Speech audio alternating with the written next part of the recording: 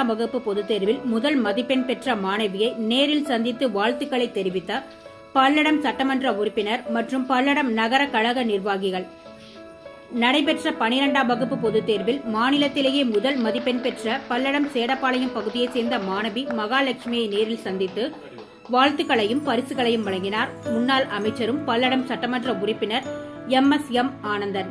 மேலும் முன்னாள் சட்டமன்ற உறுப்பினர் பரமசிவம், மாவட்ட அம்மா பேரவை துணைத் தலைவர் குமாரசாமி, ஊராட்சி மன்ற தலைவர்கள் கோவிந்தராஜ், பழனிசாமி, முன்னாள் ஒன்றிய குழு தலைவர் ஆறுமுகம், பல்லடம் நகர கழக செயலாளர் ராமமூர்த்தி மற்றும் மாவட்ட நிர்வாகிகள் பானு பழனிசாமி, கிளைக்கழக செயலாளர் ராமமூர்த்தி ஆகியோர் சால்வை அணிவித்து வாழ்த்துக்களை தெரிவித்தனர்.